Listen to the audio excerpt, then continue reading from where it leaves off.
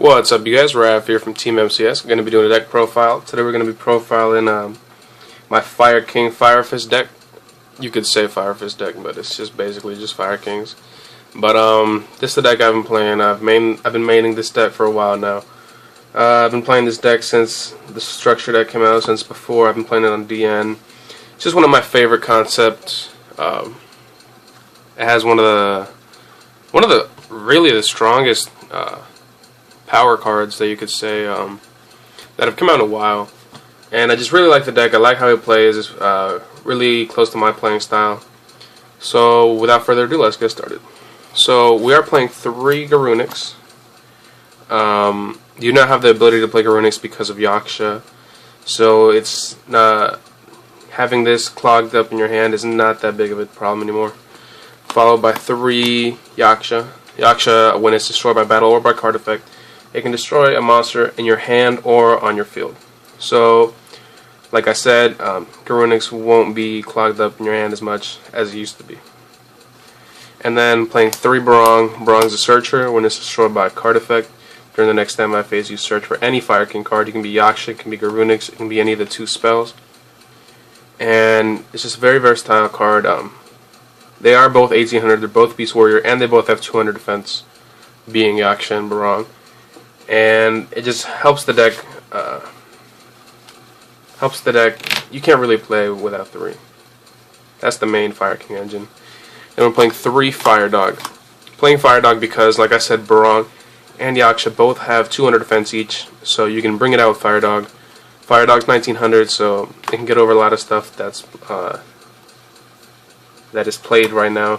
And it's also 200 defense, so it also goes really well with the Rekindling. There are 9 Rekindling targets in this deck, and that's just pretty good. I'm playing 3 Blaster. I was playtesting this a lot. I've been playing this deck with Blaster for a while now, and Blaster is just very versatile. The fact that every card you play in your main deck is fire, so you can use any card to pitch for Blaster's effect to pop. You can send your Barong, you can send your Bear, you can send your Yaksha, any Beast Warrior really, and you can also bring it back with Wolfbark. I'm playing 2 Wolfbark. I've tried 3. 3 is just too much. You don't always have this card live, and since it is searchable off Tenki, when you can get it off, it's always nice to have. So yeah, you don't really ditching cards with Blaster isn't that big of a problem because you can always bring them back with Wolfbark. And then the last card I'm playing is 2 Bear. I've tried 3. I just found now that Tenki is at 2, Bear does help search out your Tenkis and all your other cards, but I feel like 2 is just fine. It is another Beast Warrior, so it goes for Wolfbark. But yeah, so I'm playing that. That's all the monsters for the spell. Of course, I'm playing 3 Onslaught. You have to play 3 Onslaught. Onslaught's one of the best cards of the deck. Gets out basically any card in your main deck to go along with 3 Circle of the Fire King. You can't really play less than this. I've tested 2 and 1, 2 and 3, or 3 and 2 of all of them, and I just found that 3 and 3 is the best right now, especially with Blaster being able to dump cards in the grave. You can circle for Blaster, you can circle for anything you need, and it also helps get your effects with Barong and Yaksha. Next up, I'm playing 3 Tensu. You're playing, I think, what, 10 Beast Warriors? The ability for this deck to go into Exceed plays is very needed. The deck alone can be slow at times if you can't get to your Garunics. So the fact that you can go into easy Exceed plays with Tensu is very needed. I've tried, now that Tenki is at 2, like I said, before I was playing 3 Tenki and 2 Tensu because you could search out your Beast Warriors and it wouldn't be that much of a problem to get them on the field, but now that you're short of a Tenki, 3 Tensu is, I think, is the way to go. I'm following that with 2 Tenki, of course, because it is at 2 now. And I am playing the 1 Gyoko. Gyoko, I feel, is very versatile. It can, most people won't read this card. They won't, they won't see it coming. If your opponent runs over your Yaksha, say you They run over your Yaksha. You use Yaksha's effect to pop the Garunix in your hand. They set a back row because they know what's coming for next turn. They don't want to commit too much to the board. So they set, for example, a Mirror Force or something that they have to stop your play. Your Garunix comes back, and then you drive Gyoko, and they're like, well, they can't do anything now. And Gyoko also helps. It also gives the extra 100, which is a good boost. But, so yeah, that's why I feel Gyoko is definitely needed. Especially now that there is no more Heavy Storm. Next, I'm playing 2 Rekindling. I've tried 3. You don't always have it live. Sometimes you can definitely go for a lot of Rekindling plays in this deck, especially with the ability to dump cards in the grave with Blaster. And Lavalval Chain helps a lot in this deck too. So 2 Rekindling. Of course, I'm playing the 1 Dark Hole because it helps get your effects off too. And then I'm playing 1 Forbidden Lance. I have been testing this. I might bump it up to 2, maybe 3. But the other card that I'm playing is 2 Horn of the Phantom Beast. Horn of the Phantom Beast, it is definitely more of an offensive card, not more of a defensive card. I feel like Lance can definitely go both ways. It can help you when you're trying to push. It can help protect your Garunix, and it can help help your Fire Dog run over stuff too. So Lance is definitely more versatile. I'm considering dropping the 2 horns and playing playing 3 lances. But for now, I'm just keeping it 1 lance and 2 horns. And the final 3 cards in the main deck are 1 Compulse, 1 Torrential, and Warning. Torrential, of course, being one of the key traps, being able to get all your effects off. And that's the main deck, 40 cards. Extra deck. I'm playing 2 Tiger King. Like I said, you're playing 10 Beast Warriors. You can almost always get this card out. It helps search out your Tenki. You can summon this card, main phase 1, and then use this effect to play Gyoko and freeze their 1 back row, whether it be like a Mirror Force or something, depending on what you hit with Gyoko.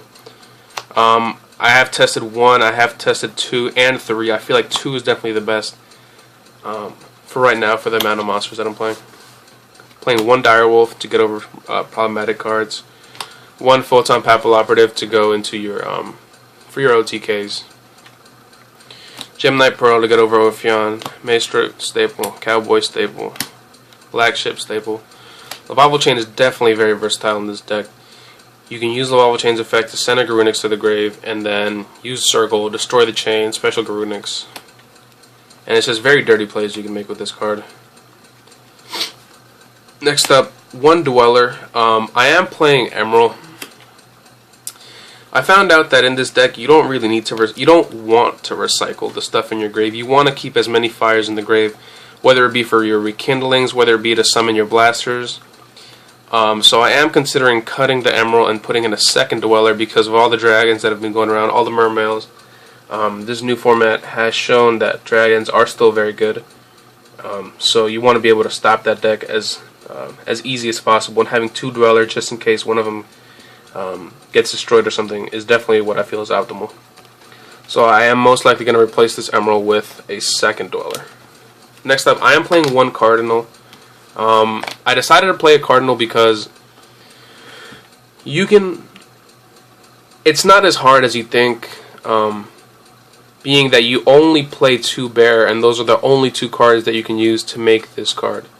But if you can, I like to keep it in just because there is definitely a chance. I have made this before, and there's definitely a chance to get this off. The fact that you can bounce your opponent's cards from the grave back to the deck is very helpful. Say, for example, you're playing against Infernities, and they send like all the Archfiends or the Street Patrol, which is Infernities is a very good deck right now. I know it didn't do that well at the YCS, but still a very top contender. Sorry. And the fact that you can like bounce dragons back into the deck just helps a lot. And if you play this deck, you come to know that you can get a lot of monsters on board very quickly with 3 with the 2 Rekindlings. Getting monsters on board is not a problem in this deck. So the next 3 cards that I'm playing aren't necessarily how would you say this? You wouldn't necessarily see this in many decks. But first off, I'm playing number 91 Thunderspark Dragon. This card is very helpful. It gets over a lot of stuff. It gets over Ophion. It gets over the effect to destroy every other monster. It gets over Obelisk, a card that would stop this deck dead in its tracks. It helps get over anything that can be problematic. It'll just destroy everything. It doesn't target, and it's a great effect. Next up, Ouroboros. Ouroboros can, once again, very versatile. These two cards do require 3 level 4s, so it will take some of your monsters to make, but it's not as hard as you think it is to actually make these. Ouroboros helps bounce stuff, helps bounce problematic exceeds, it helps bounce stupid stuff like the battling boxer guy, the lead yoke, whatever his name is. Just annoying stuff can be helped with Ouroboros. So, and the final card, Knight Papal Operative. For those of you that don't know what this card does, you can detach 1 Exceed material, gains 300 attack for each Exceed material to a monster on the field. So, this card will get very big. It helps get over stuff that you would not normally be able to get over, stuff that can be protected, and I don't know. I feel like this card is definitely needed. Most people won't read this card.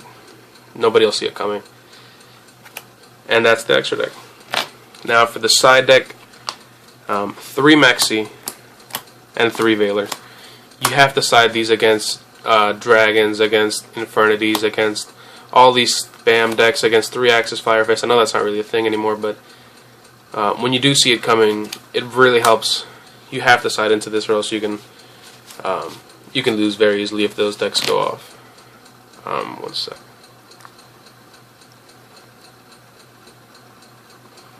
The next cards, 2 Iron Walls, help stop against infernities, help stop dragons. It also helps keep your Garunixes in play, along with 2 Goes in Match. Everything you play is fire, so there's no problem with that. 2 Exceed Encore for Ophion. You have to get rid of Ophion as soon as you can, or else you won't be able to go into your Garunix plays or into your Blaster plays, so this card really helps a lot. 2 MSTs. This is a set 5 Go format, so you definitely need 2 MSTs. And a second Gyoko, just in case, depending on where you're playing. For example, if you're playing against Evil Swarm and they have the Pandemic, and you know that's the only card they set, you play the Gyoko and you're safe. Get over the Ophion. And then just some more honorable mentions. Like I said, I was trying 3 Tiger King. I was trying Royal Decree at one point, because you do only play 3 traps, with the exception of the Horns of the Phantom Beast that could be switched out for Lances. So I was testing Decree, but I just feel like this deck definitely needs more protection, like in its back row. And then I have been testing out a DD Crow in the side deck. I know it's starting to get played a lot more than before, so yeah, DD Crow. But yeah, thanks for watching, guys. I know it was kind of a long video, but thanks if you stick around until the end. I tried to explain as best as I could. So yeah, thanks for watching. This is probably going to be the deck that I play for the rest of this format until December and see what happens. Once again, thank you guys. Team MCS out.